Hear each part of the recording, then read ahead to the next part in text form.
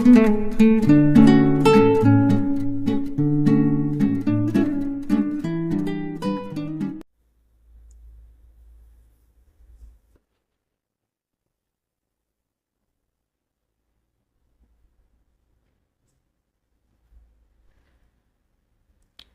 Good evening and welcome to our channel Iqra classes. आप सभी को स्वतंत्रता दिवस की ढेरों शुभकामनाएं। सभी लोग जुड़ जाइए, पहले अपने अपने दोस्तों में भी शेयर कर दीजिए, वीडियो को लाइक भी कर दीजिएगा, सेशन को लाइक कर दीजिए। चलिए तो क्लास शुरू करते हैं इस शेर के साथ। ये मंजिल उन्हीं को मिलती है जिनके सपनों में जान होती है, मंजिल उन्हीं को मिलती है जिनके सपनों में जान होती है। पंख से कुछ नहीं होता साहब, हौसलों से उड़ान होती है। तो आइए, पहला नंबर क्वेश्चन ये रहा। तो चलिए आंसर कीजिए। भारत की सबसे पुरानी तेल शोधक कारखाना या सबसे पुरानी तेल शोधक इकाई कौन सी है? डिगबोई, मथुरा, बरौनी या जामनगर? आंसर कीजिए, आंसर कीजिए सब लोग। तब तक इसके हम लोग कुछ फैक्ट्स देख लेते हैं। भारत में सबसे पुरानी तेल शोधक कारखाना की बात तो ठीक है। तेल शोधक अगर कारखाना को देखें, तेल शोधक कारखाना, तो भारत में कुल सार्वजनिक क्षेत्र का, सार्वजनिक क्षेत्र में, सार्वजनिक क्षेत्र में 18 है। और वैसे कुल की बात करें टोटल, तो वो 23 से 25 है।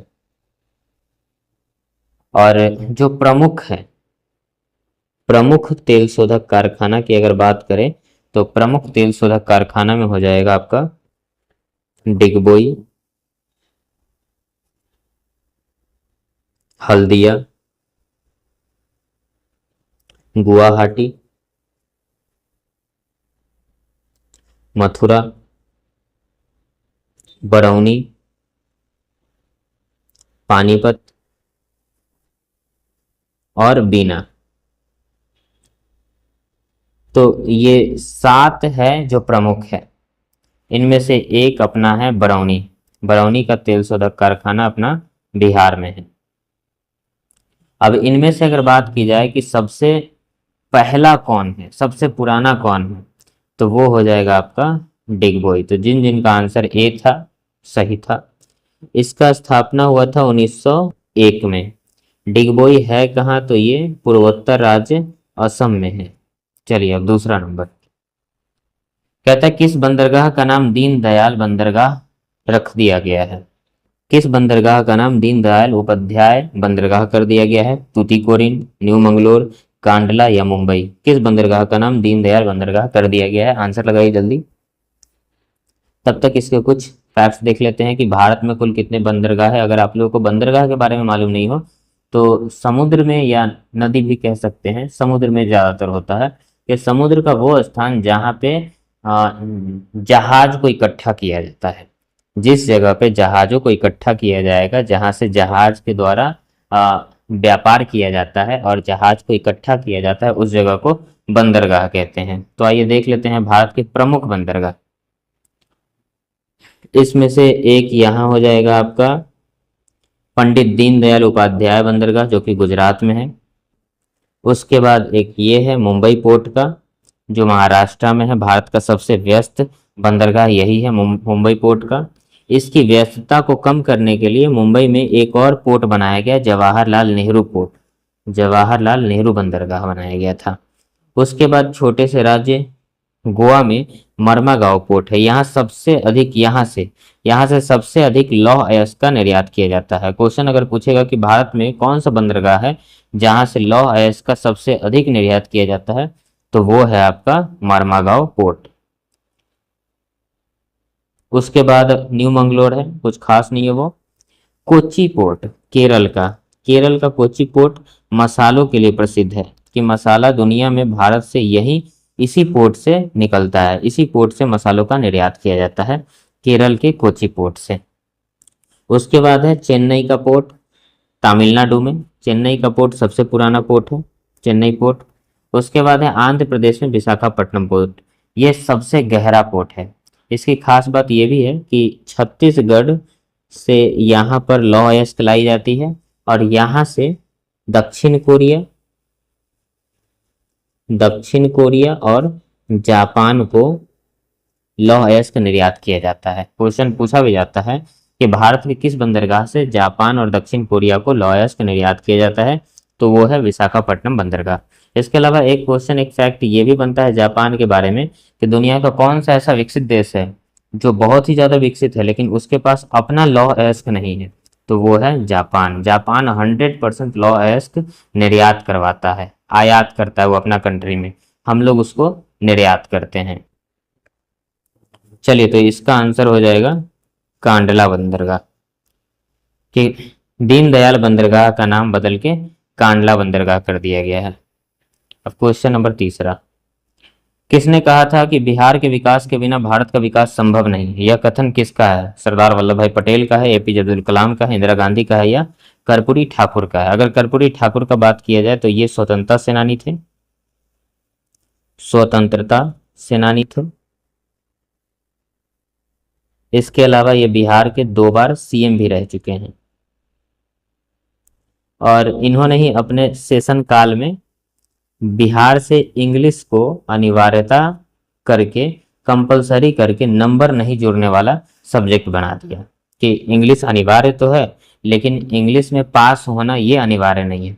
अगर आप इंग्लिश में एग्जाम लिखते हो तो भी पास हो, अगर आप फेल कर जाते हो तो भी पास हो, लेकिन अगर आप इंग्लिश में एब्सेंट हो जाते हैं तो आप फेल कर जाओगे। तो इंग्लिश को बाद में चल करके कर्पूरी हैंड का नाम दे दिया गया था। जब कर्पूरी ठाकुर ने इंग्लिश को कंपलसरी सिर्फ किया था और उसमें अगर आप पास नहीं भी करोगे तो भी पास हो जाओगे, तो लोगों ने मजाक के तौर पे कर्पूरी ठाकुर के लिए इंग्लिश सब्जेक्ट को कर्पूरी हैंड का नाम दे दिया था। चलिए बात करते हैं इंदिरा गांधी की। तो भारत की पहली महिला प्रधानमंत्री इंदिरा गांधी ही थी। पहली महिला प्रधानमंत्री इंदिरा गांधी थी। इंदिरा गांधी को आयरन लेडी के नाम से जाना जाता है, आयरन लेडी। अगर बात करते हैं सरदार वल्लभ भाई पटेल को, तो इनको सरदार की उपाधि मिली है, सरदार की उपाधि दी गई थी, सरदार की उपाधि मिली है। किसने दिया था? तो ये बारदोली सत्याग्रह के वक्त में बारदोली की औरतों ने दिया था, वहां की महिलाओं ने दिया था। अगर क्वेश्चन यहाँ पूछा है कि बिहार के विकास के बिना भारत का विकास संभव नहीं, ये किसने कहा था? तो ये कहा था डॉक्टर एपीजे अब्दुल कलाम ने। तो आप में से जिन जिन का आप आंसर एपीजे अब्दुल कलाम है, बिल्कुल सही है। अब क्वेश्चन नंबर 4 देखते हैं। कहता है निम्न राष्ट्रीय जलमार्गों में किसकी लंबाई सबसे कम है? सबसे कम की बात की जा रही है कि सबसे कम किसकी है। राष्ट्रीय जलमार्ग 1, राष्ट्रीय जलमार्ग 2, राष्ट्रीय जलमार्ग 3, किसकी सबसे कम लंबाई है? Option A, B, C, D में कौन आंसर होगा? अगर हम लंबाई की बात करें तो राष्ट्रीय जलमार्ग 1 का लंबाई है टोटल 1620 किलोमीटर, भारत का सबसे लंबा जलमार्ग।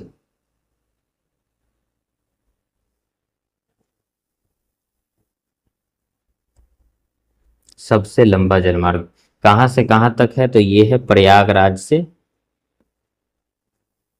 हल्दिया तक, प्रयागराज से हल्दिया तक 1620 किलोमीटर। दूसरा का अगर बात करते हैं राष्ट्रीय जलमार्ग तो 2, तो ये है 891 किलोमीटर। राष्ट्रीय जलमार्ग 3 तो ये है 168 किलोमीटर। राष्ट्रीय जलमार्ग 4 तो ये है 1078 किलोमीटर। चलिए जल्दी से आंसर लगाइए, आंसर क्या होगा? तो आंसर इसका हो जाएगा राष्ट्रीय जलमार्ग 3। तो इसका आंसर सी है, बिल्कुल करेक्ट है। अब जलमार्गों के रूप में देख लेते हैं कि भारत में कुल कितने जलमार्ग हैं। तो ऐसे देश में कुल 111 जलमार्गों को स्वीकृति मिली हुई है, लेकिन अच्छे से काम जो कर रहा है वो तकरीबन 6 ही है, जिसमें जो पहला जलमार्ग है, राष्ट्रीय जलमार्ग पहला, वो है प्रयागराज से हल्दिया की ओर, प्रयागराज से ये हल्दिया की है। उसके बाद दूसरा है असम में, उसके बाद तीसरा यहाँ से ऐसे ऐसे चलना है, ये हो गया पहला और दूसरा। उसके बाद इधर से चलेंगे तीसरा, चौथा, पांचवा और छठा। तो तीसरा हो गया केरल में, चौथा हो गया आपका तमिलनाडु, आंध्र प्रदेश, इन सबको लेके। पांचवा हो गया उड़ीसा में, और छठा आपका हो गया मिजोरम। तो कुल 6 है, जिसमें से अगर आप देखो लंबाई के रूप में तो सबसे बड़ा हो जाएगा आपका NW1, सेकेंड नंबर पे आता है NW4, और सबसे छोटा की अगर बात की जाए इसमें दिखने के रूप में तो सबसे छोटा आपका हो जाएगा राष्ट्रीय जलमार्ग 3, NW3। तो चलिए ऑप्शन नंबर इसका सी बिल्कुल करेक्ट जवाब था। अब है क्वेश्चन नंबर 5। कहता है कि भारत का प्रथम उर्वरक संयंत्र कहाँ स्थापित किया गया है। उर्वरक संयंत्र का मतलब होता है कि खेती के लिए उपयुक्त चीजें चाहिए होंगी। तो सबसे पहला स्थापित किया गया था झारखंड में, झारखंड में सबसे पहला स्थापित किया गया था, और इसको समर्पित था, हरित क्रांति को समर्पित था। ये हरित क्रांति को समर्पित था। हरित क्रांति का, भारत में हरित क्रांति का जनक कौन है? तो भारत में हरित क्रांति का जनक हो जाएंगे doctor S Swaminathan. Doctor S Swaminathan, ये भारत में हरित क्रांति का जनक है। तो बताइए इसमें से, इन चारों में से कौन आंसर है? चुनार है, कोरबा है, बर्नपुर है, या सिंदरी है? कौन है इसमें से, चारों में से आंसर कौन होगा? तो सबसे पहला खोला गया था झारखंड में, और इसमें से झारखंड का जो एक इलाका है सिंदरी, वहीं पर उर्वरक संयंत्र सबसे पहला स्थापित किया गया था। चलिए, तो जिन जिन का आंसर डी है करेक्ट होगा। अब है क्वेश्चन नंबर 6। कहता है इंदिरा गांधी नहर किस राज्य में है?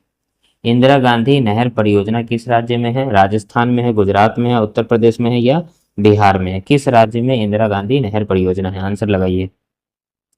तो अगर इंदिरा गांधी नहर परियोजना की बात करते हैं तो ये भारत की सबसे बड़ी नहर है, सबसे बड़ी नहर है। इसे जो भारत का सबसे बड़ा नहर है, इसको बनाया गया था पंजाब में सतलज और ब्यास नदी, सतलज और व्यास नदी के संगम पर एक बराज है, बराज है हरिके बराज, हरिके बराज है, हरिके बराज, यहीं से इसको निकाला गया था। भारत की सबसे बड़ी नहर है और हरिके बराज से निकाला गया था, और निकाल करके भारत का सबसे सूखा इलाका जो है, रेगिस्तानी इलाका, वहां पर इसको ले जा करके बड़े इलाके को सींचा गया था, जिससे इंदिरा गांधी नहर परियोजना को पहले राजस्थान परियोजना कहा जाता था, बाद में इसका नाम चेंज करके इंदिरा गांधी नहर परियोजना कहा गया। तो इंदिरा गांधी नहर परियोजना किस राज्य में है? तो ये हो जाएगा आपका राजस्थान में। जिन जिन का आंसर राजस्थान था करेक्ट था। क्वेश्चन नंबर 7 कह रहा है कि निम्न तेल उत्पादक क्षेत्रों में कौन गुजरात में स्थित है? तो बताइए गुजरात में कौन है? क्या वो रुद्र सागर है, नाहरकटिया है, अंकलेश्वर है, या डिगबोई है? गुजरात में कौन सा है? जल्दी बताइए गुजरात में कौन सा है? तो रुद्र सागर की बात करें, नाहरकटिया की बात करें, और डिगबोई की बात करें, इनमें से तीनों मिलकर के एक ही राज्य में होता है। अगर डिगबोई असम राज्य में है तो ये तीनों कौन सा राज्य में होगा? ये तीनों भी असम में ही होगा।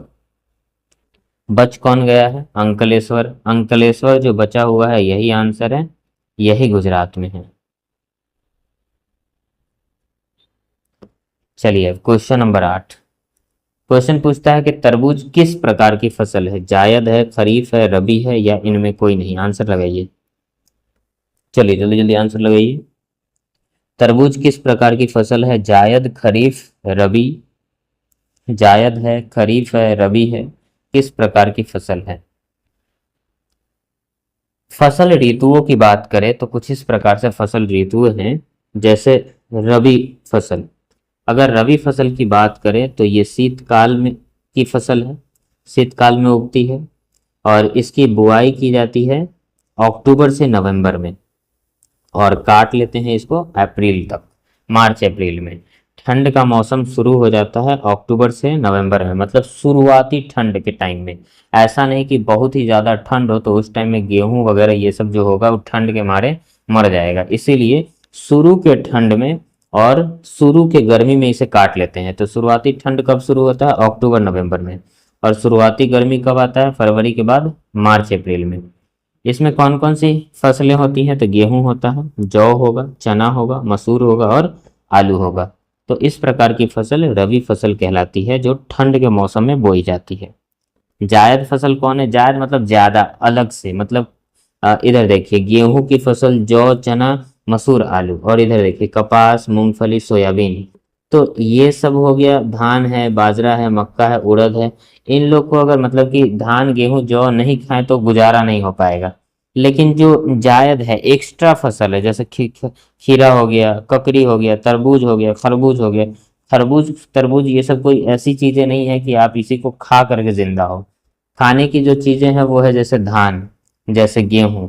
ये सब चीजें हम लोग उत्तर बिहार में या बिहार में, अपना उत्तर भारत में यही भोजन है हम लोगों का।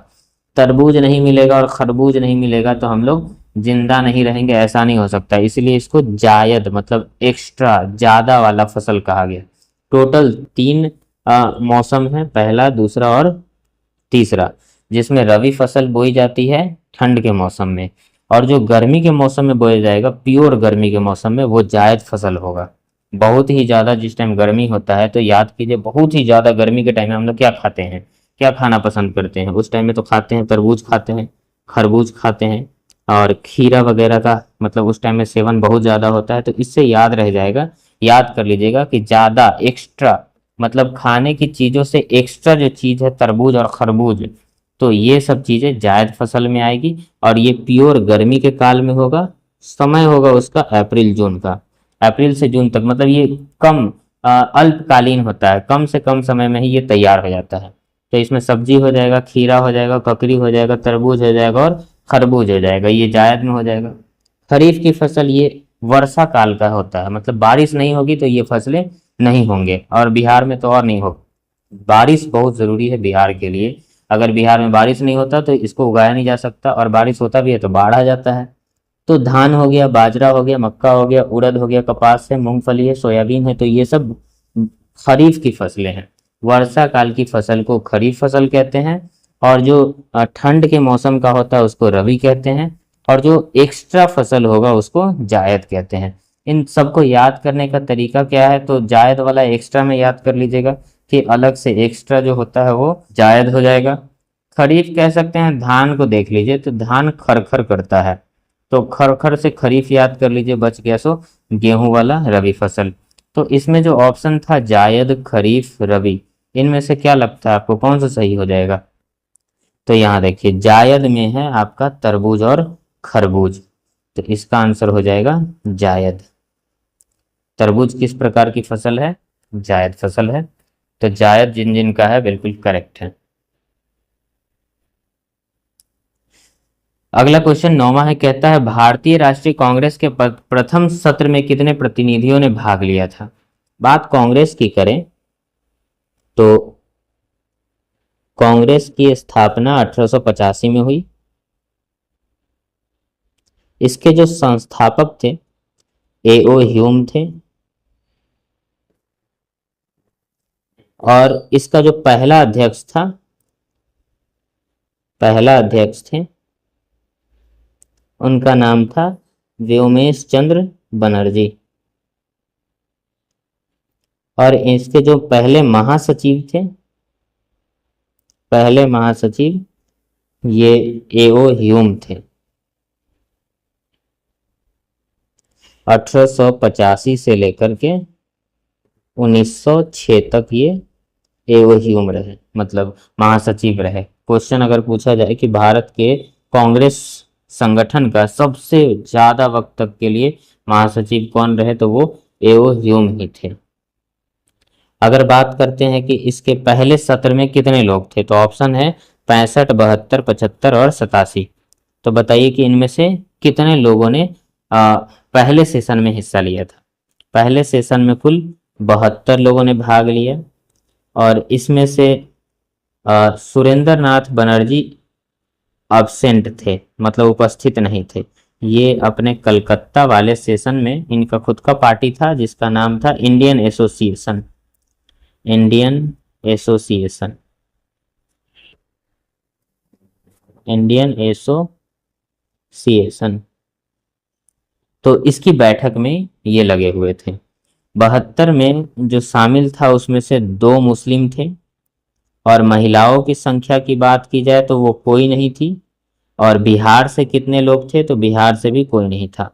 तो बिहार से भी 0 हो गया, महिलाओं की संख्या भी 0 हो गया, और मुस्लिम लोग सिर्फ 2 थे। तो इसका जो ऑप्शन के हिसाब से आपका आंसर है, कुल आंसर इसका हो गया 72। 72 लोग ही भारतीय राष्ट्रीय कांग्रेस के पहले सत्र में शामिल थे। अब है क्वेश्चन नंबर 10। बंगाल विभाजन किसने वापस लिया? Lord Curzon, Lord Hardinge, Lord Irwin या लॉर्ड मिंटो? तो जल्दी बताइए इसका आंसर क्या होगा।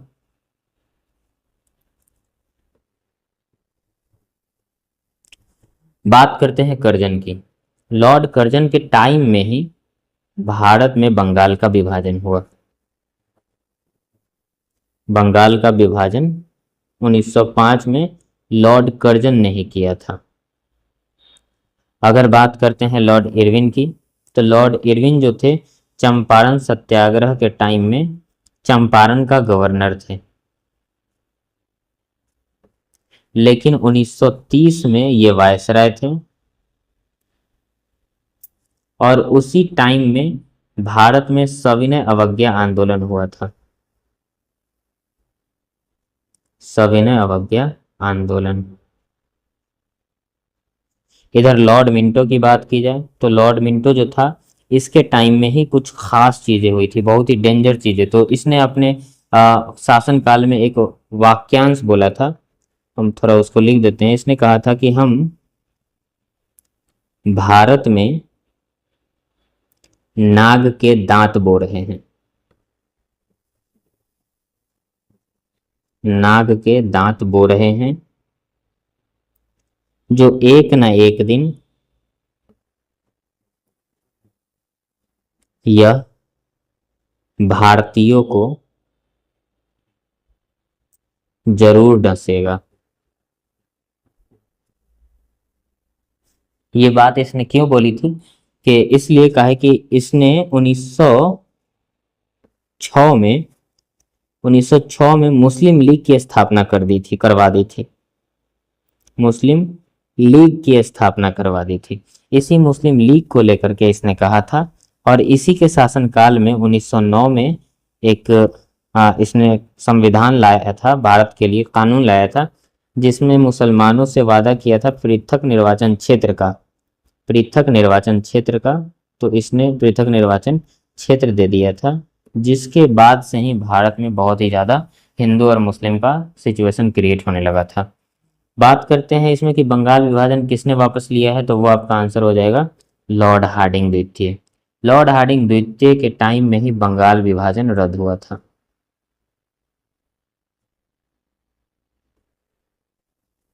बंगाल विभाजन रद्द हुआ था, और इसी के टाइम में, रद्द के समय में ही बिहार का गठन हुआ, और इसी टाइम में जो राजधानी थी वो कलकत्ता से दिल्ली गई, कलकत्ता से दिल्ली गया था राजधानी। तो 1911 तक के भारत की राजधानी कलकत्ता थी, उसके बाद भारत की राजधानी दिल्ली हो गई थी। तो इसका आंसर हो गया लॉर्ड हार्डिंग द्वितीय। अब है क्वेश्चन नंबर 11।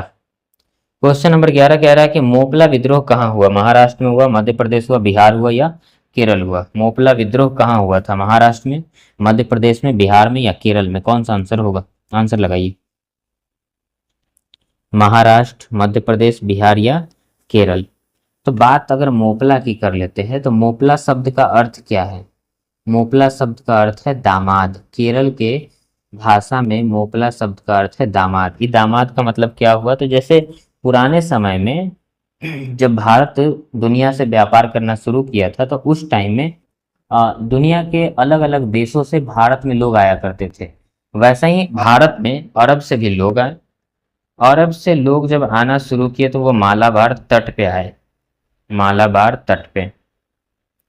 मालाबार तट पे आए और आने के बाद जैसे बहुत ही ज़्यादा लंबी दूरी पड़ती थी भारत से सऊदी अरब का। उस टाइम में समझो कि मतलब एरोप्लेन वगैरह तो था नहीं, आना जाना है तो नाव से जहाज से ही आना जाना होता था, तो लंबा टाइम लगता था, 1 साल 1 महीना 2 महीना ऐसा करके टाइम लग जाता था।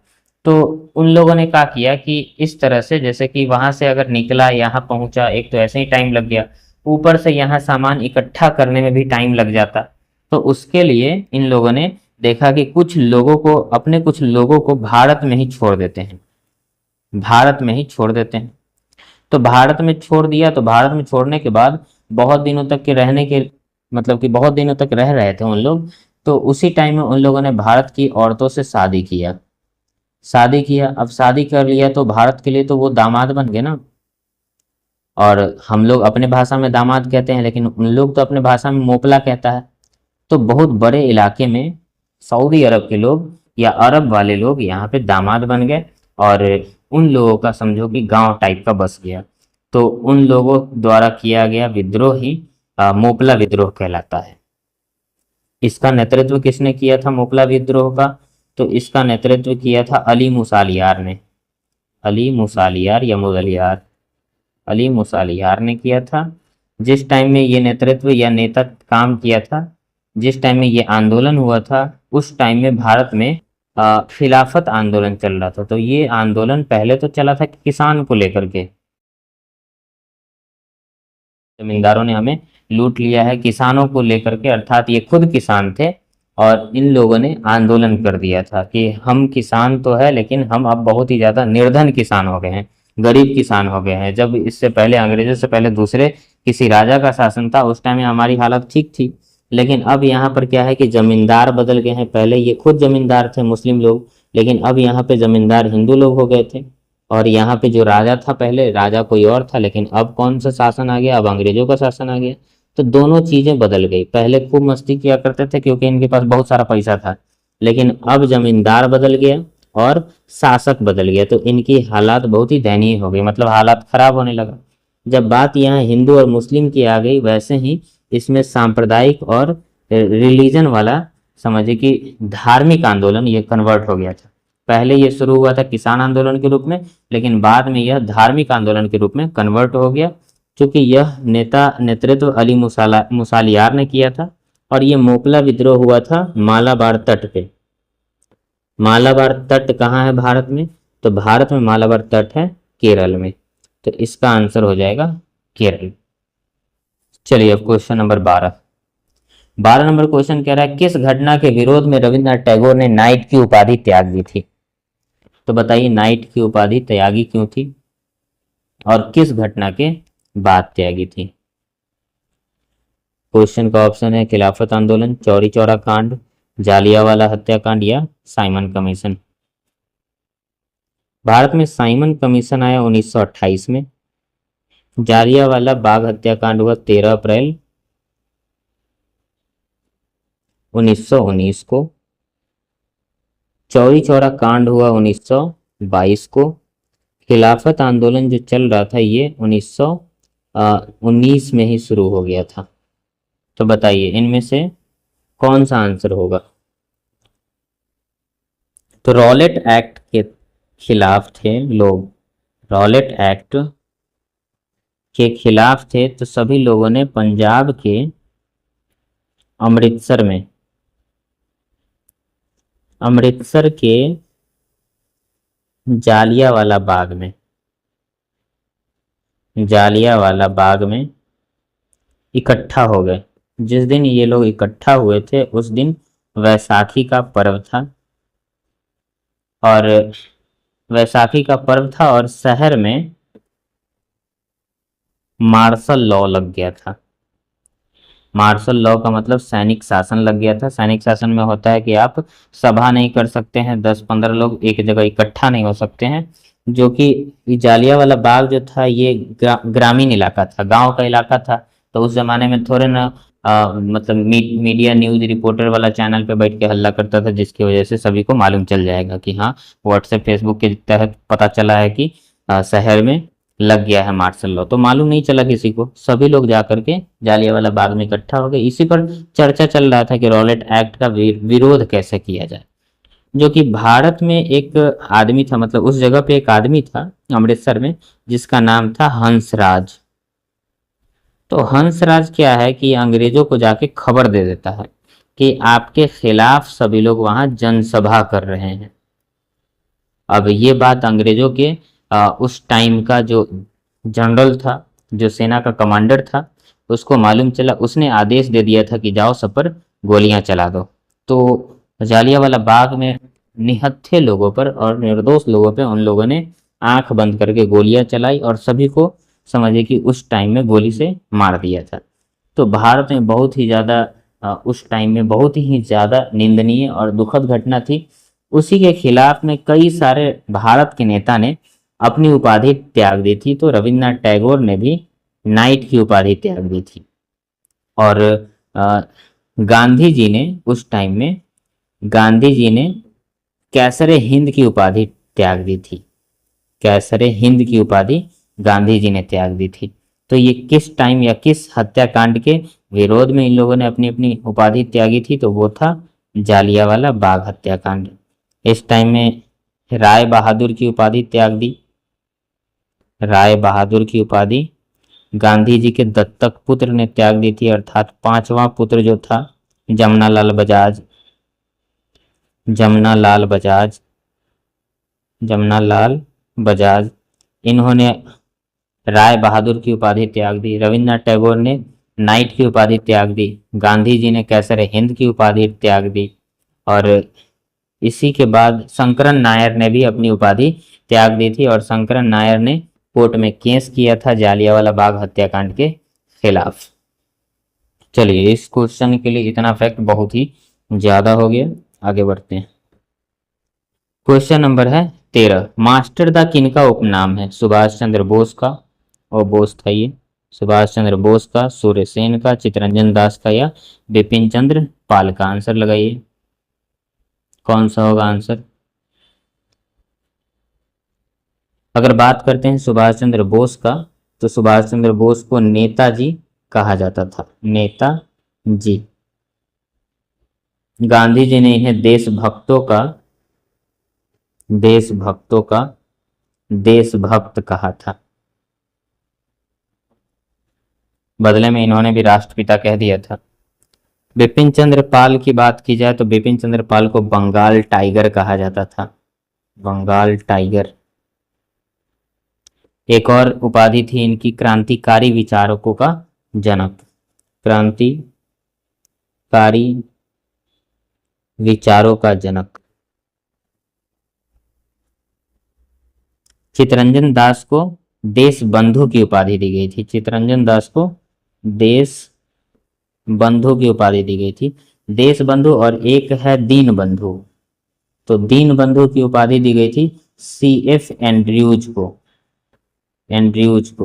CF एंड्रयूज दीन बंधु है और चित्तरंजन दास देश बंधु है। इन दोनों में कंफ्यूज होता है लोग, तो इसको याद कर लीजिएगा कि चित्तरंजन दास जो थे ये अपने देश के थे, इसीलिए देश बंधु, और CF एंड्रयूज अंग्रेज था, तो ये दीन बंधु। सूर्यसेन को क्या कहा जाता था? तो इनको मास्टर दा कहा जाता था। तो जिनका आंसर सूर्यसेन था करेक्ट है, सही जवाब है। चलिए अब 14 नंबर क्वेश्चन देखिए। 14 नंबर क्वेश्चन कहता है कि निम्न में कहाँ महिलाओं के लिए आरक्षण की व्यवस्था है? लोकसभा, विधानसभा, पंचायती राज या सभी में? तो आंसर लगाइए, आंसर लगाइए जल्दी।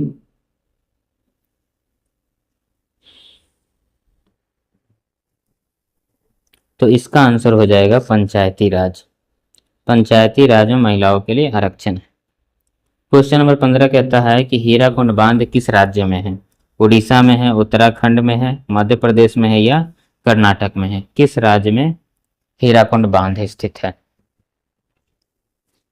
आंसर लगाइए। तो अगर बात करते हैं उत्तराखंड का, तो उत्तराखंड में भारत का सबसे ऊंचा बांध है, भारत का सबसे ऊंचा बांध उत्तराखंड में, इसका नाम है टिहरी बांध, टिहरी बांध। जो कि कौन सी नदी पे है, तो भागीरथी नदी पे है। ये उत्तराखंड में है। और अगर उड़ीसा में देखा जाए तो उड़ीसा के संभलपुर जिला में महानदी पर भारत का सबसे लंबा बांध है। इसका नाम है हीराकुंड बांध। तो हीराकुंड बांध किस राज्य में अवस्थित है, तो इसका आंसर हो जाएगा उड़ीसा। तो चलिए, अगर सेशन आप लोगों को अच्छा लगा हो तो लाइक कर लीजिए, चैनल को सब्सक्राइब कीजिए, ज़्यादा से ज़्यादा शेयर कीजिए। तो चलिए, इस क्लास में इतना ही क्वेश्चन है, अब अगला क्लास लेकर आएंगे। तब तक के लिए हंसते रहिए, मुस्कुराते रहिए। Good night.